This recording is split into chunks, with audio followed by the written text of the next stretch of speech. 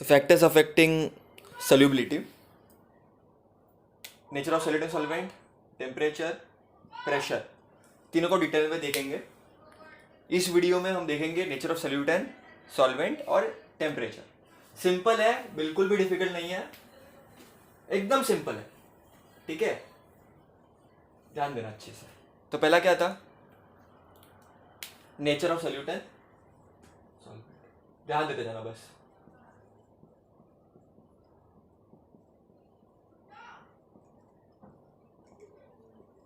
Nature of solute and solvent आपको clear दिख रहा है कि नहीं दिख रहा है? पहले तो मेरे को हाँ या ना बोलो, फिर आगे बढ़ेंगे अपन। हाँ देखो, nature of solute and solvent मतलब क्या आपको पता है?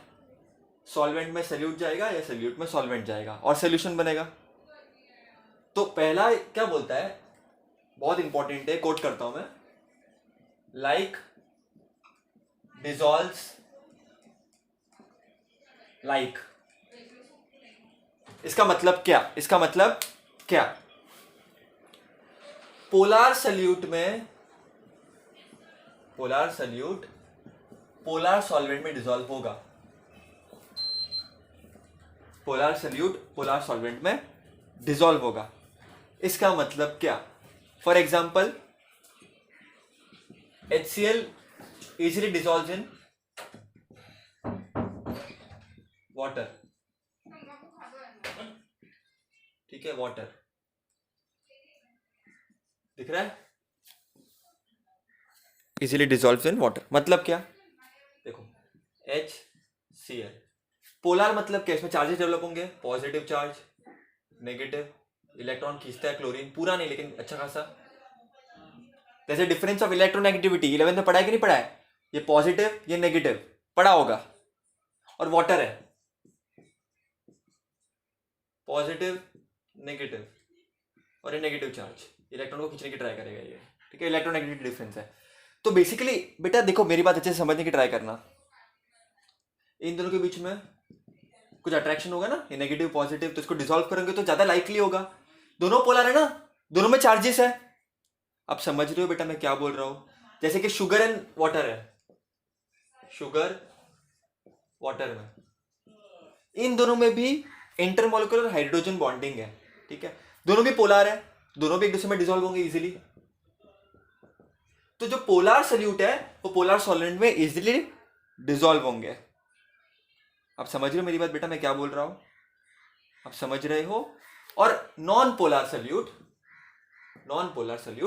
Will dissolve in non polar solvent. Like dissolve like, तो पोलार सॉल्यूट पोलार सॉल्वेंट में, तो नॉन पोलार सॉल्यूट में। आप समझ रहे हो मैं क्या बोल रहा हूं? जैसे for example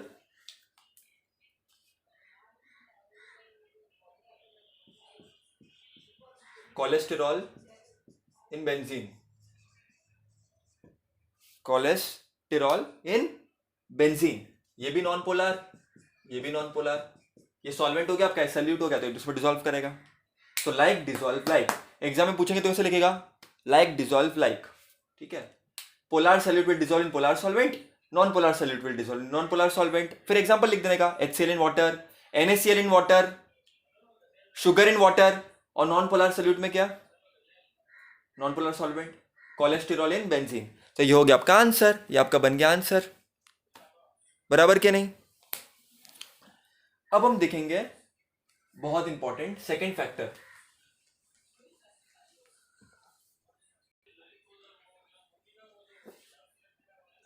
effect of temperature. Second factor है ये। बच्चा आपको एक बात बताओ, एक सिंपल बताता हूं मैं, इसके लिए आपको थोड़ा थर्मोडायनेमिक्स में जाना पड़ेगा। थर्मोडायनेमिक्स जो आपको आगे पढ़ाया जाएगा आपको, तो आपको मैं तभी ये जितना मैं अभी बताऊंगा उतना इनफ है आपके बोर्ड्स के लिए। लेकिन आपको डिटेल में जानना है तो आपको थर्मोडायनेमिक्स में जाना पड़ेगा।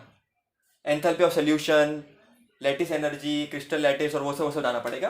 बट अब आपको मैं बेसिक तरीके से बता देता हूँ, एकदम एकदम बेसिक बता देता हूँ। जो रिएक्शन एंडोथर्मिक है, ठीक है,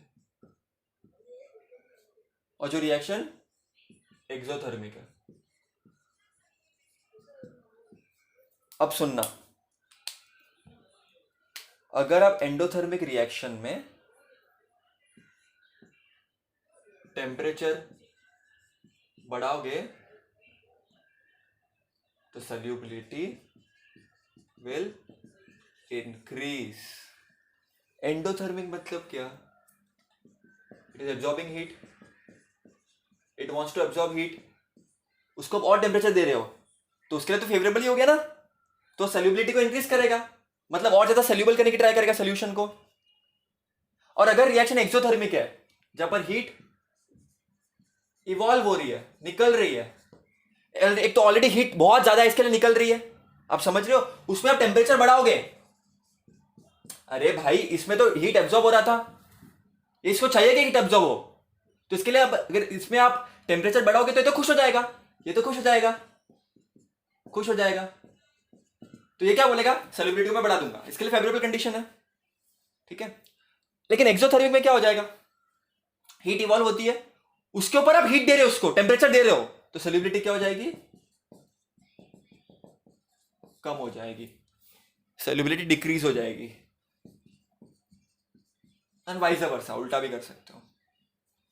क्लियर है? लेकिन ये मैंने आपको बेसिक में बताया, लेकिन एक्चुअली जिस बच्चों को पता है या जिनको नॉलेज है थोड़ा थर्मोडायनेमिक्स का, तो आपको पता होना चाहिए enthalpy of solution should be negative. अगर नेगेटिव हुआ तो सॉल्युबिलिटी इंक्रीज होती है. ठीक है. आपको थर्मोडायनेमिक्स पढ़ाएंगे तो बताएंगे आपको ये सब क्या होता है, डोंट वरी, कोरिलेट करेंगे पूरा, एंट्रेंस वगैरह में काम आएगा या बोर्ड्स में काम आएगा. बट अभी के लिए इतना लिख लो बेटा, नोट डाउन कर लो, इतना नोट डाउन करो.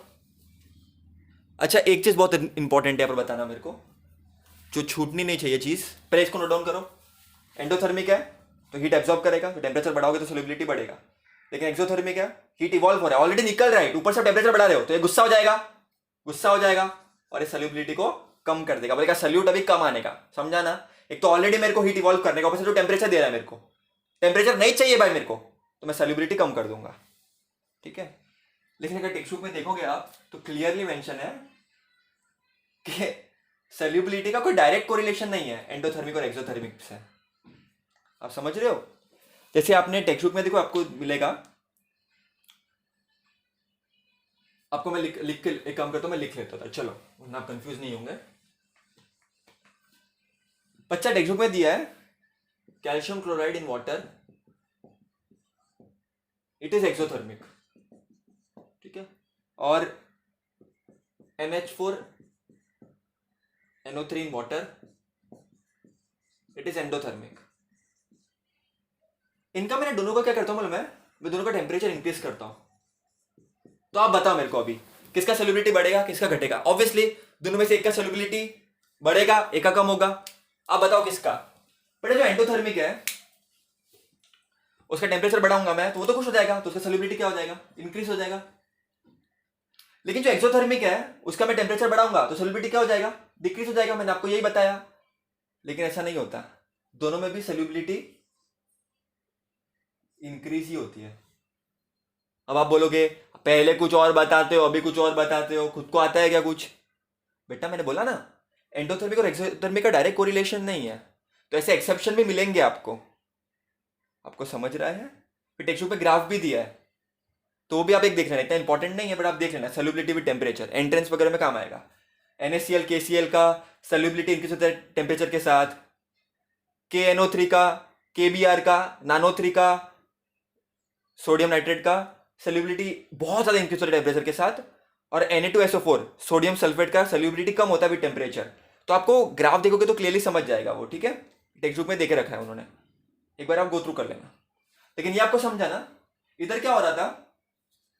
एक्सोथर्मिक था, तो टेम्परेचर बढ़ाऊंगा तो सॉल्युबिलिटी कम होना चाहिए, लेकिन ये ऑब्जर्व नहीं किया गया, सॉल्युबिलिटी बढ़ा.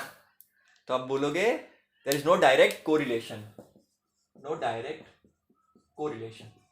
ठीक है. तो पहले आप वो लिख देना कि टेम्परेचर इंक्रीज करोगे सॉल्युबिलिटी इंक्रीज होगी एंडोथर्मिक में, एंड टेम्परेचर बढ़ाओगे तो सॉल्युबिलिटी कम होगी एक्सोथर्मिक में. फिर एक्सेप्शन लिख देना. ठीक है. फिर ग्राफ वाला बता देना एक बार, थोड़ा सा आप ग्राफ वाला मैं एक बार बता देता हूं आपको.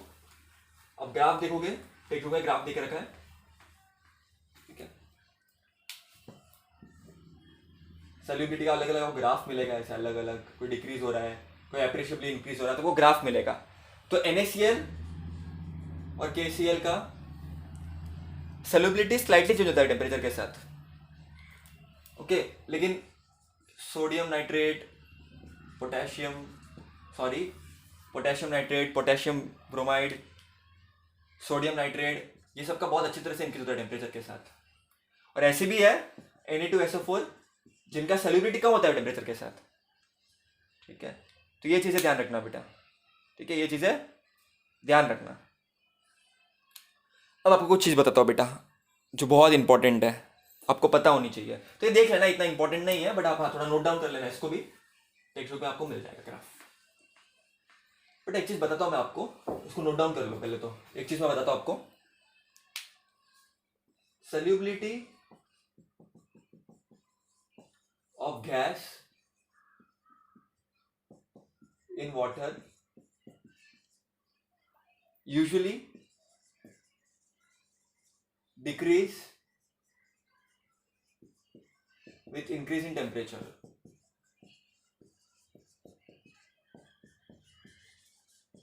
ठीक है, इसको नोट डाउन करो। solubility of a gas in water usually decrease with increase in temperature। इसका मतलब कि टेम्परेचर बढ़ाओगे तो solubility कम होगी। अब इसके जैसे बेटा बहुत प्रॉब्लम होती है, ये फैक्ट है, ओके, ये होता है। यूएस में क्या होता है ना बेटा, billions of gallons of water river से, लेक से इंडस्ट्रियल कूलिंग के लिए यूज़ करता है। आपको पता है रेफ्रिजरेटर कूल होता है, एसी कूल होता है, लेकिन फिर गर्म पानी भी निकलता है ना। तो वो जब पानी वो लोग यूज़ करते हैं तो उसमें गर्म पानी भी निकलता है, तो पानी हीटअप हो जाता है और वो पानी को हम क्या करते हैं, लेक में डालते हैं। अब लेक में डालेंगे वो गर्म पानी को, देखो बेटा, तो लेक का टेम्परेचर इंक्रीज हो जाएगा, वो रिवर का टेम्परेचर इंक्रीज हो जाएगा। अब उससे क्या होगा, सॉल्युबिलिटी कम हो जाएगी। अब आप बोलोगे हमको क्या फर्क पड़ता है इससे, बेटा सॉल्युबिलिटी कम होगी तो क्या होगा, सॉल्युबल नहीं होगा। क्या सॉल्युबल नहीं होगा, ऑक्सीजन। तो जो ऑक्सीजन है वो उसकी मात्रा कम हो जाएगी। अरे आप, मैं क्या बोल रहा हूं, टेम्परेचर, उन्होंने पानी लिया, ठीक है, गैलन्स ऑफ वाटर उन्होंने लिया, उसको कूलिंग के लिए यूज किया, उनको पैसा कमाने का बहुत ज्यादा कूलिंग यूज किया उन्होंने, लेकिन उसके चक्कर में क्या हुआ, जितना कूल करोगे तो प्रोसेस में क्या होता है, गर्म पानी भी निकलता है, वाटर को हीट करता है वो। तो उससे क्या होता है, फिर उन फेंकेंगे किधर वो गर्म पानी को, नहाएंगे तो नहीं वो लोग, उससे फेंकेंगे वो लोग, तो नदी और रिवर में फेंकते हैं, बाकी तो वो है सेल्फिश। फेंकेंगे तो क्या हो जाएगा, पानी का टेम्परेचर बढ़ जाएगा बेटा, तो पानी की सल्यूबिलिटी कम हो जाएगी, पानी कम सल्यूबल होगा ऑक्सीजन के लिए, सल्यूट्स के लिए, अदर गैसेस के लिए। उससे क्या होगा बेटा, एक्वेटिक एनिमल्स को, सैड इमोजी है, मेरे को नहीं बनाना था, सॉरी। तो एक्वेटिक एनिमल्स को ऑक्सीजन कम मिल रहा, ठीक है, और उससे क्या होगा, उन्हें प्रॉब्लम होगी ब्रीदिंग में, रहने में, स्पेशली कोल्ड ब्लडेड एनिमल्स को। तो ये एक बहुत बड़ा प्रॉब्लम है बेटा, आप समझ रहे हो ना, ये सब की वजह से क्या हो रहा है, इंडस्ट्रियलाइजेशन की वजह से क्या हो रहा है। So this is a issue, this is a problem. Next video में देखेंगे प्रेशर के साथ कैसे चेंज होता है वो, ठीक है, हेनरीज लॉ देखेंगे हम नेक्स्ट वीडियो बहुत इंपॉर्टेंट है बेटा, ठीक है, लेकिन ये देखोगे तो नेक्स्ट वीडियो अच्छे से समझेगा।